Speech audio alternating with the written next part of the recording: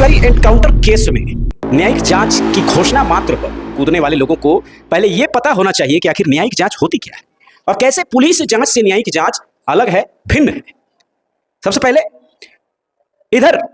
हथियार दिखाकर पुलिस को भरत तिवारी ललकार रहे होते हैं, पूरी पुलिस घेराबंदी कर गिरफ्तारी का प्रयास कर रही होती है और उसी बीच समर्पण कर देते हैं, आत्मसमर्पण कर देते हैं, गिरफ्तारी हो जाती है। इधर मुख्यमंत्री सम्राट चौधरी पटना के एक कार्यक्रम में मंच से घोषणा करते हैं कि एक मानसिक विक्षिप्त रूप से व्यक्ति है जो मेरे पुलिस को हथियार दिखा रहा है, उसकी गिरफ्तारी हो चुकी है और उसे मानसिक आरोग्यशाला में भर्ती कराने का प्रयास किया जा रहा है। ये एग्जैक्ट बयान है मुख्यमंत्री सम्राट चौधरी जी का। और इसके बाद, इसके कुछ घंटों बाद ही भोजपुर पुलिस फिर से प्रेस विज्ञप्ति जारी करती है जिसमें यह बताया जाता है कि पीएमसीएच में इलाज के दौरान भरत तिवारी की मौत हो चुकी है, एनकाउंटर में उनकी मौत हो चुकी है। इसका मतलब यह है कि या तो पुलिस ने सम्राट चौधरी जी को गलत सूचना दी या फिर कोई अंदर का अधिकारी था जिसके इशारे पर यह सारा कांड हुआ और एक बहुत बड़ा खेल खेला गया। पूरे देश में यह मामला चर्चा का विषय बनता है, चारों तरफ आंदोलन होने लगता है, हजारों लाखों की संख्या में लोग भरत तिवारी के घर पहुंचते हैं, हर पार्टी हर वर्ग के नेता पहुंचते हैं और एक बड़ा आंदोलन का रूप ये पूरा मामला जो है वो ले लेता है। इसके बाद मामले को बिगड़ता देख मुख्यमंत्री सम्राट चौधरी न्यायिक जांच की घोषणा कर देते हैं। जब दबाव बनता है तो न्यायिक जांच की घोषणा होती है और न्यायिक जांच की घोषणा होने के बाद उसके अगले दिन, उसके नेक्स्ट दिन फिर यह होता है कि कुछ वकील भरत तिवारी के समर्थन में सुप्रीम कोर्ट और पटना हाई कोर्ट में एक क्रिमिनल रिट पिटीशन दायर करते हैं, याचिका दायर करते हैं, जिसमें सुओ मोटो कॉग्निजेंस लेकर यानी स्वतः संज्ञान लेकर और इस मामले को देखने के लिए एक आवेदन जमा किया जाता है, हाजिर किया जाता है। अब चूंकि मामला कोर्ट में पहुंच चुका है और इस कथित एनकाउंटर यानी कि हत्या के बाद ही भरत तिवारी की मां ने एक आवेदन थाने में दिया था एफआईआर दर्ज करने के लिए, जिसमें एसडीपीओ, एसएचओ और उन सभी पुलिसकर्मियों, एसटीएफ के जवानों पर आरोप लगाया गया था। यह आवेदन 5-6 दिनों से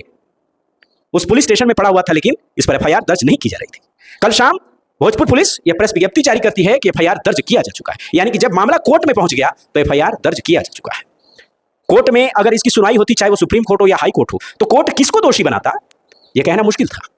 कोर्ट शायद डीजीपी को भी दोषी बना सकता था, शायद चीफ सेक्रेटरी को भी दोषी बना सकता था, किसी को भी कोर्ट जो है इसमें पार्टी बना सकता था, क्योंकि इसकी जवाबदेही इस एनकाउंटर की किस पर तय की जाएगी ये पुलिस चार्टर में कहीं लिखा नहीं है, नियमों में कहीं लिखा नहीं है। और इसलिए सारे मामलों को गहनता से जांच करने के बाद पहले तो न्यायिक जांच की घोषणा की जाती है और उसके बाद तुरंत जब देखा जाता है कि मामला कोर्ट तक लोग लेकर पहुंच चुके हैं तो इधर एफआईआर दर्ज कर दी जाती है, क्योंकि एफआईआर जब दर्ज होती है तो उसमें आरोपी SDPO Jagdishpur, SDPO Shahpur, SHO Shahpur और अन्य पुलिसकर्मियों को बना दिया जाता है। यानी कि ऊपर के अधिकारी जो हैं अब इस पेच में नहीं फंसेंगे, सीधे सीधे जिन पर आरोप लगाया गया है उन्हीं पर मुकदमा दर्ज होगा, उन्हीं पर 302 की धारा लगेगी, उन्हीं पर जांच होगा। न्यायिक जांच होता क्या है? न्यायिक जांच में एफआईआर की जरूरत नहीं होती, न्यायिक जांच में अरेस्ट नहीं होता है। न्यायिक जांच सिर्फ एक पैनल है, हाईकोर्ट के जज द्वारा, रिटायर्ड जज द्वारा, उनके नेतृत्व में एक कमेटी बनाई जाती है जो जांच करती है और मामले को छानबीन करके ये रिपोर्ट सबमिट करती है कोर्ट में कि यह मामला एफआईआर दर्ज करने लायक है कि नहीं, इसमें कोई गलती, कोई गड़बड़ी हुई है कि नहीं, ये मामला जांच का विषय बन सकता है या नहीं, सिर्फ ये। लेकिन जब एफआईआर दर्ज होता है तो पहला काम यह होता है कि जो भी नामजद आरोपी है उनकी गिरफ्तारी तुरंत करने का प्रावधान है। यानी कि अब एसडीपीओ हो, चाहे एसएचओ हो, चाहे जो पुलिसकर्मी इस टीम में संलिप्त थे, इस एनकाउंटर में संलिप्त थे, सभी की गिरफ्तारी होगी।